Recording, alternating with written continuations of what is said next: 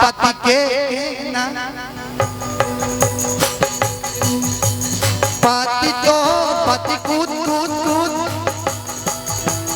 पति तो पति कूद कूद कूद रिपीट रिपीट अनन पातिया अपत के ना पातिया अपत कूद कूद पति तो पति के ना अनन पातिया। हेलो अच्छा एक बार आप बोलिए ना बोलिए। अच्छा कौन कौन चाहता कि निशा जी एक लाइन बोले?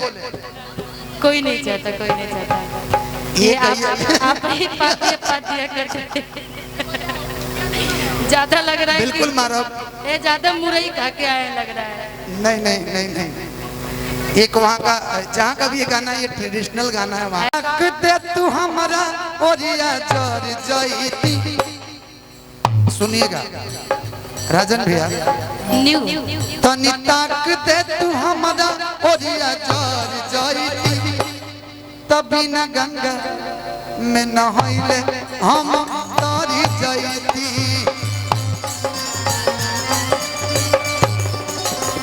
ओ बिना गंगा में नहाइले हम तारी जाईती।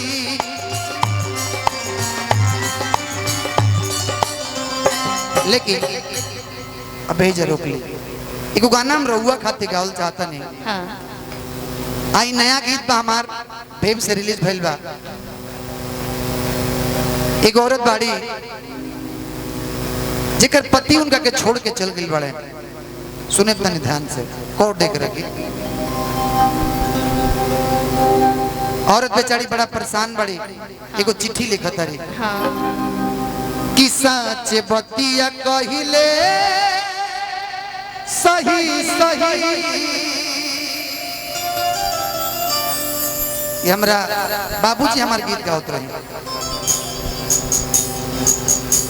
कि सच बतिया कहिले सही सही। चिहू के उठे जिया में रही रही। सच बतिया कहिले सही सही। चिहू के उठे जिया में रही रही।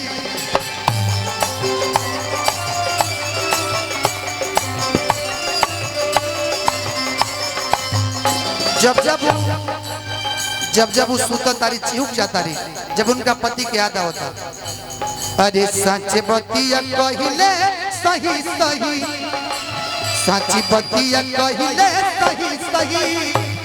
चिहुक के उठे जिया में रही रही।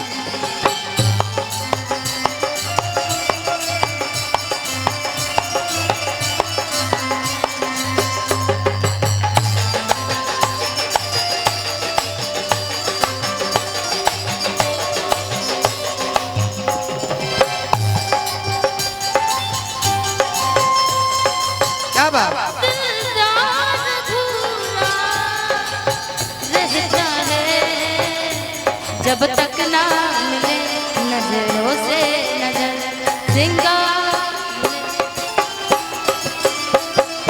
घूंघट के याद से दिल भर का।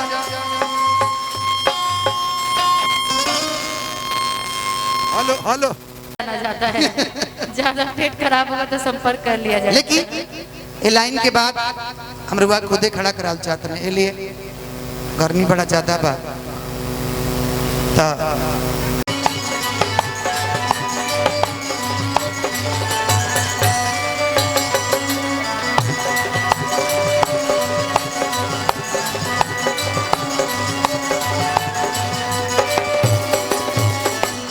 हमारा जन्नता बबुआ जियम होई है नाना इता पियम होई है नाना इता पियम होई है हो।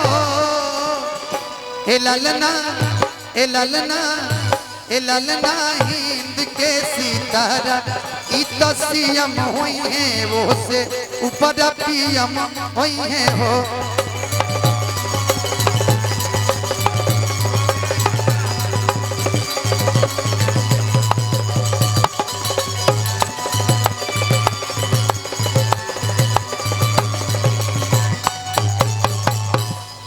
और गौरी हेलो हेलो थोड़ा भैया इसका लेवल खोलिएगा। दोनों का लेवल सेम कर दीजिए। हेलो हेलो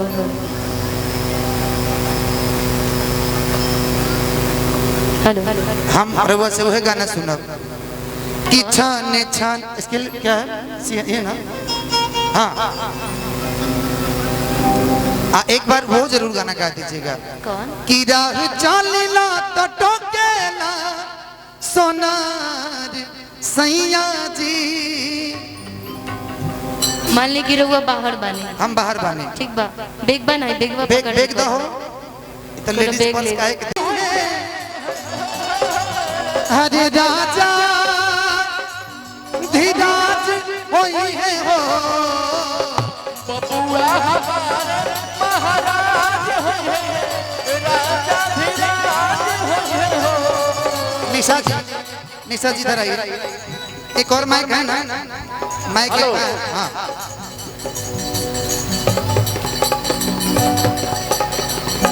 हाँ अब देखिए, जब एक मिनट जरूरी था खड़ा